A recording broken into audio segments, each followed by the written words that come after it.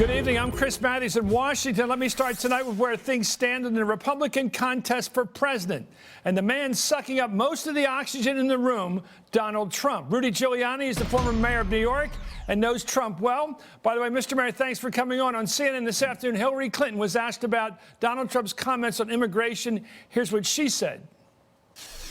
I'm very disappointed in those comments, and I feel very bad and very disappointed with him and with the Republican Party for not responding immediately and saying enough, stop it. But they are all in the, in the same general area on immigration. They don't want to provide a path to citizenship. They range across a spectrum of being either grudgingly welcome or hostile toward immigrants. And I'm going to talk about comprehensive immigration reform. I'm going to talk about all of the good, law-abiding, productive members of the immigrant community that I personally know, that I've met over the course of my life, that I would like to see have a path to citizenship. Mr. Mayor, what do you make of that?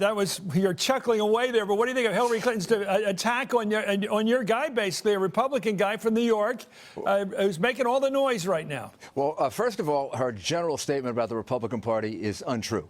I mean, it was President Bush who proposed comprehensive immigration reform, which included a path to citizenship. It's Senator Lindsey Graham who paid a pretty big price for it in South Carolina in the primary. I have always been in favor of comprehensive immigration reform. John McCain and the last comprehensive immigration reform was passed by my boss, Ronald Reagan, and I helped to work on that back in 86, 87. Yeah, that was a big one that never got enforced. So it was a good bill that was never got enforced. Which is part of the problem. And so I think it's a mistake for Hillary to make it a partisan issue, because one of the candidates, made the statement that he made. Donald's a friend of mine. I respect him. He is an unbiased man. I think he said it in reverse.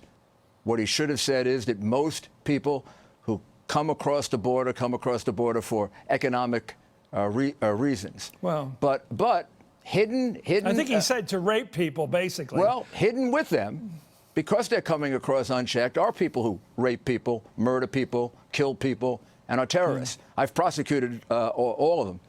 And the reality is neither side wants to meet each other here. Republicans want to secure the border, which could be done with about 20,000 Border Patrol agents 50 miles apart, stop them from coming in. Then, on the other side, you have to allow people to come in with visas so they can do the jobs that have to be done in America. If you were to literally close the border, you might as well give up the wine industry in California. I mean, it's gone. So you're going to have to set up a visa program to allow these people to come in. But Mayor, we all know the answer. Look, you've sized it up not quite well. It isn't just the Republicans, Chris, it's the Democrats, too. Look, would you trust either party to enforce the laws about illegal hiring? Would you trust either party to enforce that law? Neither party has done it. I know, used they to don't drive believe me crazy. They want cheap labor. It used to drive me crazy. Yeah, the Democrats want votes. Well, when I was the mayor of New York, I had a very, very big crime problem. So what I wanted the Immigration Service to do was to deport the criminals that we convicted. I would go to them, and they would not put the criminals on the front of the line. They'd be throwing out the guy who was working in the back room of a restaurant or a gardener before they'd throw out the drug dealer. So I know you and I agree on a lot. I think you're a practical person. I am too, and I know no matter how partisan you have to be when you come on these shows, you know that neither party has the guts to come down with a fair, progressive, flexible immigration policy that they intend to enforce. Every other country in the world does that except us. Anyway, I got to get back to Donald Trump. All these big shot business guys, I mean, all these companies have gotten rid of them. NBC, the company I work for, Univision, Televisa, Macy's, Serta, Farouk Systems, NASCAR, ESPN, and the PGA. Is that been fair? And now the mayor of New York right now, de Blasio, says he wants to get rid of Trump doing any business with him. Are they being fair to Donald Trump? No, they're overdoing it. It's a pylon, and they're overdoing it. I don't agree with Donald's comment. As I said, I would say it totally differently. But I think they're overdoing it. And the conclusion that he comes to, that we have a porous border that needs to be controlled better, is the correct conclusion. And if we could do that, if we could stop illegal immigration, and if we could have a visa program for the workers that we need, then I would be very much in favor of a legalization program for the people that are here. Because it's unrealistic to think that we can I'm in a different order of that, but I'm with you on that. By the way, isn't the reason why people like Trump, who are outliers, I won't say demagogues because it won't get any further being saying it, although I think there's some demagoguery here, they're popular now because they don't think either of the establishment parties are doing anything. The fact that neither Democrats or Republicans have been able to get through an effective policing on the border, an effective policing of illegal hiring, and some kind of path to citizenship that gives an opportunity for somebody to come in from the cold. Because nobody's gotten that done, Trump can walk out and say, at least as bad a language as I use, as ethnically and obnoxious as I can be, at least you know I mean it. That must be why people are for him in the polling. I don't know how else to explain it. I think that has something to do with it, and he has focused on one major part of the problem. But there are 4 other parts of the problem that have to be solved as well. The visa part, the road to some kind of regularization for the people here, and a sensible policy for how you deal with the people in the U.S. Now, they talk about sanctuary cities. In New York City, I allowed illegal immigrants to use our hospitals. When they reported crimes, I didn't report them because I wanted their information so I could catch other criminals. And if they put their children in school, I didn't report them.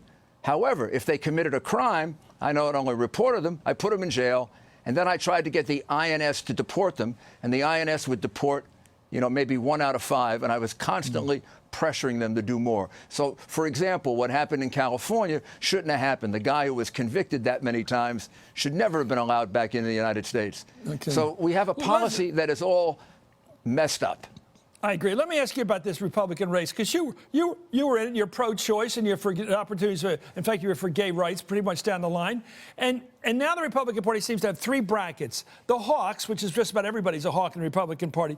The evangelists, who are very much against same-sex, against gay rights at all, basically, and certainly against abortion rights. And they're still fighting that battle. That includes people like Santorum, Cruz, Huckabee, Walker. And then you got one libertarian out there, Paul, who you don't like probably because he's like his dad and he's against wars in the Middle East, period. He's kind of a guy that says stay out of the Middle East. Wait, how's that all going to get brokered together in your party where somebody's going to come out on top who's both hawkish enough, traditional enough, and libertarian enough, in other words, less government enough, to add up into a party that can get 51% against Hillary Clinton? Well, I think it has to be emphasis on the economy and national security. I'm a Republican for those 2 reasons. On the other reasons, I'm a moderate or whatever else you would like to call me. I am. I don't mind being called a hawk on national security policy. I am. I believe in a strong America that has to assert itself. Nobody's arguing with you, Mr. Mayor. I believe in fiscal discipline. I lowered taxes dramatically. I would do it if I was sitting in the White House. But I also believe I have a theory about the Republican Party. If we're the party of lesser government, if we're going to stay out of your pocketbook, shouldn't we stay out of your bedroom as well? Well, let me ask you this. Can the Republican Party win if it opposes a path to citizenship down the line? I think they have to talk. No, I think the Republican Party has to say that if you get proper control over the border, then there's going to be a road to, a lot of them would like to say regularization, legal status. I'd like to see them say citizenship. And I believe Governor Bush says citizenship, so I'm pretty happy with that. If they stay the pro-life party, can they get away with it nationally with women out there for Hillary? Can they convince enough American women to vote pro-life and anti-Hillary both? I think so. I think there's been enough established that that's now the constitutional law of the United States, inclung with this fairly conservative court, that no president can really interfere with that. So it's a maneuver. Let me ask you about climate. Can they continue to be skeptics about science? the Republican Party? I think the Republican Party has to admit that 95% of the scientists look at it in a certain way. Whether you agree with them or you don't agree with them, carbon emissions, all these emissions aren't good for you anyway. So I don't know why we don't support clean air. Even if but I don't think your party is. Even if 5 or 10% think it isn't man produced, what's the difference? It still is, dangerous. Now, if you want to go so far as to destroy businesses and to destroy energy, we have to do it in a careful way. And some of the way out environmentalists are just as bad as the ones who are unwilling to accept any form of climate change. Jerry Seib said something. He always liked Jerry Seib in the Wall Street Journal. He goes to my church. I just like the guy. And he said something smart today. He's not a big fan of Donald Trump on a lot of grounds, but he said the Republican Party has a lot of working guys in the party. It's not all elite money guys. It's some working people that work with their hands, work hard, and they look up to Giuliani. They look up to you. I'm sorry, I made a mistake. They look up to Trump. Well, I hope they do. They look up to Trump. They see him as a guy who's like, they can imagine he got a beautiful wife. He lives in a gold tower. He says what he feels and thinks like. He's a wise ass. And they sort of explain that appeal if you can. Yeah, do you agree with them about that? It doesn't matter. John Kennedy was a multimillionaire, and he was able to speak very, very well to the regular guy. And so was Ronald Reagan. I mean, Ronald Reagan was an actor. And I guess he was a multimillionaire. I'm pretty sure he was. But they were polite. This guy's not polite, okay? Well, look, but he appeals to people. Also, Donald did make it on his own. He's had his ups and downs. He started with a pretty good grub stake. He started off with a Queens business that his dad had, and he built it into an empire. I think people respect that in America, and he talks their language. He tells them what he thinks. And I think people are starving for that because everything is sound bites. Everything is scripted. You'd finish one of these presidential debates, and if you said one thing a little bit wrong, you'd have like a revolution. Okay, let me ask you a question. Spontaneously now, who do you like to see win the nomination of your party? Well, I got to give you a couple of people. I mean, I like Bush a lot. I still admire very much my friend Chris Christie, Kasich, Scott Walker, Rubio.